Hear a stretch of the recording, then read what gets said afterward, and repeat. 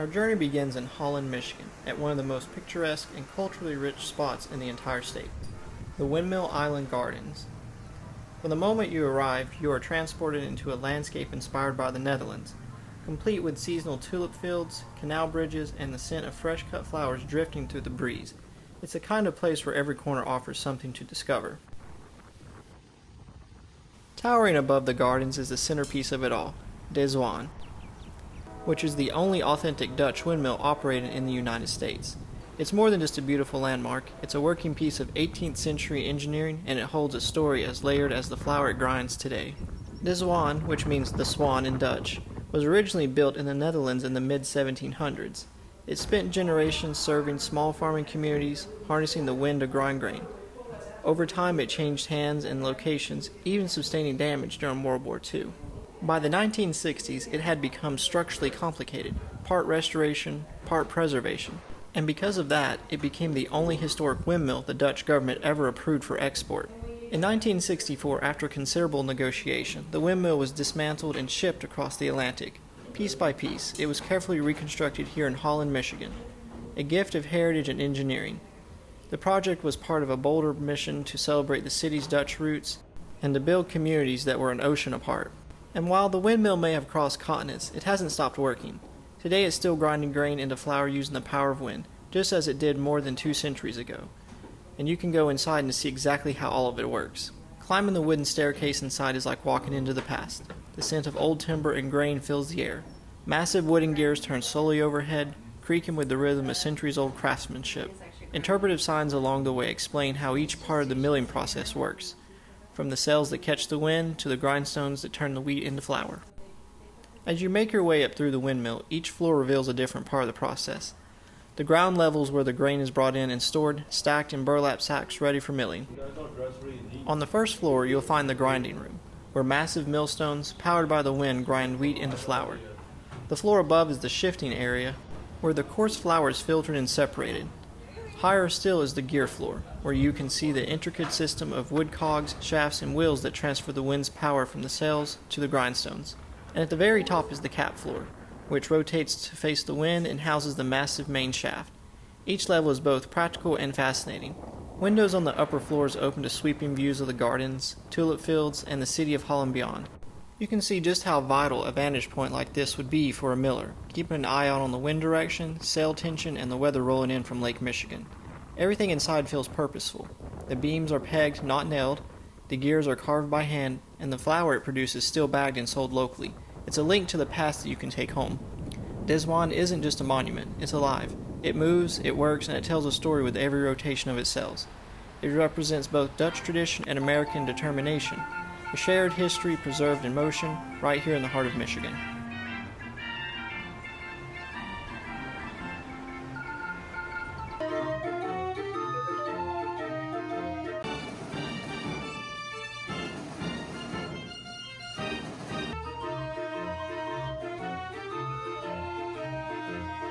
One of the most whimsical corners of Windmill Island Gardens is the 1920s-era Dutch carousel. Hand-painted in vibrant colors and adorned with ornate horses, it plays cheerful organ music that instantly transports you back in time. The music drifts across the park, mixing with the breeze and the rustle of trees, adding to the park's nostalgic, almost story-like atmosphere. Originally crafted in the Netherlands, the carousel is a playful tribute to the joy and artistry embedded in the Dutch tradition, and it remains a favorite stop for families and children visiting the island. Nearby you'll find a lovingly recreated Dutch village scene, complete with the replica buildings that line a quaint brick street modeled after those you might stroll in Amsterdam. These shopfronts showcase artisan goods like blue and white Delftware pottery, delicate handmade lace, and iconic wood clogs. Throughout the gardens, costume interpreters breathe life into the space with living historical demonstrations. You might find them hand-weaving lace or carving wooden shoes, answering questions with pride and warmth.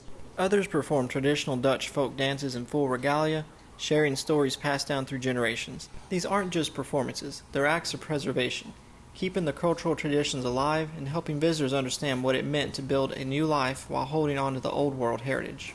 That story begins in 1847, when a group of Dutch Calvinist immigrants, fleeing religious persecution and economic hardships, founded the city of Holland on the shores of Lake Michigan. Their resilience and faith laid the foundation for a thriving community, and many of their descendants still live here today. Windmill Island Gardens stands as a tribute to those early settlers, a living celebration of their culture, preservation, and deep connection to the land. Of course, the gardens themselves are as central to the experience as the windmill. In the spring, the landscape comes to life with waves of tulips, more than 100,000 bulbs in total. Each variety is planted with care, many of them imported directly from the Netherlands. But Windmill Island Gardens is not just a quiet monument to the past. It's an active, evolving space that continues to play a central role in the community life. Seasonal events, from summer concerts to heritage festivals, bring the people together in celebration. Whether you're here to dive into the history, admire the craftsmanship of the centuries-old windmill, or simply find a moment of stillness, Windmill Island Gardens is more than just a beautiful park. It's a place where the past and present walk side by side, a place where culture, nature, and community bloom together season after season. Just a short drive from the gardens is Downtown Holland, a warm, walkable district filled with brick-lined walkways, unique boutiques, cafes, and galleries. Even in the winter, the heated sidewalks keep the streets snow-free and a nod to the town's thoughtful design. We popped into a few local shops and took in the quaint charm of the area before hitting the road for our next stop. Heading west along Lake Michigan shoreline, we arrived at Grand Haven State Park, a wide sandy expanse that might be one of the most iconic beach spots in the state. This isn't just any beach. The golden sands stretch for miles, bordered by grassy dunes and framed by the city's famous red lighthouse and pier. The Grand Haven Lighthouse and Pier has stood watch over these shores since the 1830s, guiding ships into the Grand River and standing as a symbol of the town's maritime past. Walking the pier, you can feel the breeze off Lake Michigan and hear the waves crashing below. It's a favorite spot for photographers, anglers, and families out for a stroll, especially at sunset, when the sky catches fire, with the oranges and pinks just behind the lighthouse. The park itself offers more than beach views. It's a classic summer hangout with volleyball courts, food vendors, and great spot for camping right by the water's edge. And just behind the dunes, the Grand Haven Boardwalk stretches for over a mile into town, lined with shops, ice cream stands, and views of boats coming and going from the marina. In the summer, Grand Haven hosts its famous musical fountain shows, and it's not uncommon to hear live music drifting down from the beach. It's one of those places where you could spend an entire day, starting with a swim and ending with the sunset over the water. The Grand Haven Lighthouse has stood as a beacon on the eastern shore of Lake Michigan for over 180 years. It's the first light established here in 1839 to guide ships into the harbor, a crucial waypoint for vessels traveling between Chicago and the Straits of Mackinac. The current red cylindrical tower, built in 1905, is actually part of a pair of lights connected by a picturesque catwalk, once used by lighthouse keepers to access the outer light during storms. This catwalk is one of the few remaining on the Great Lakes. For decades, keepers tended to the lights manually, braving fierce winds and icy spray to ensure safe passage for mariners. Though now automated, the Grand Haven Lighthouse remains a beloved symbol of the town's maritime legacy, especially when it's silhouetted against the glowing Lake Michigan sunset. From the beach, we made our way into downtown Grand Haven, a bustling waterfront district that blends relaxed beach town atmosphere with vibrant local life. The streets are lined with charming storefronts, local breweries, galleries, and gift shops filled with Michigan-themed gear. We explored the downtown by foot, stopping at a few shops and chatting with the locals. One of the joys of Grand Haven is how seamlessly it connects the outdoor adventure with small-town charm. You're never far from the water. But this welcoming stretch of downtown also has a story that goes back nearly 2 centuries. Grand Haven's roots trace back to the early 1800s when it emerged as a fur trading post at the mouth of the Grand Haven River. By the mid-19th century, it grew into a thriving port town, fueled by the lumber boom.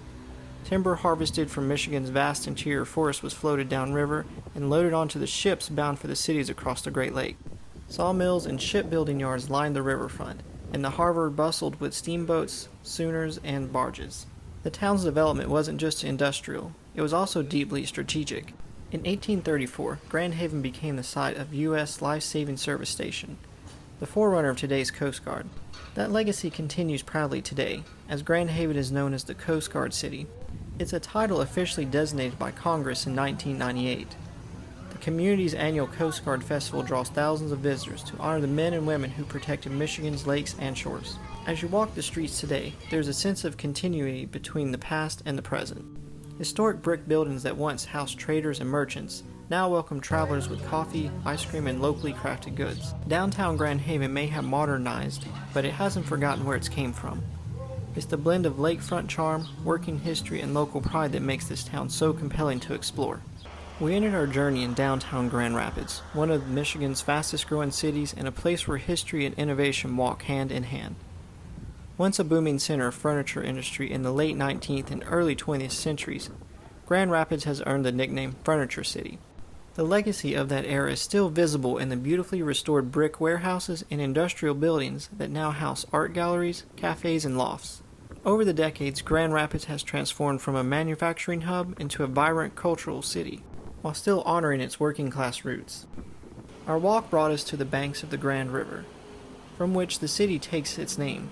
Once a vital waterway for the logging industry, it now serves as a scenic backdrop for recreation and reflection. With kayakers paddling below and pedestrian bridges overhead, it's clear that Grand Rapids continue to evolve, shaped by its past but always looking forward.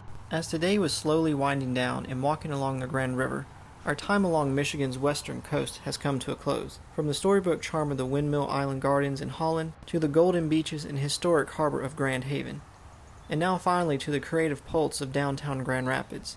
This leg of the journey was a perfect blend of natural beauty, cultural heritage, and small-town warmth. Each place offered its own rhythm and story, yet together they wove a rich tapestry of what makes this corner of Michigan so special.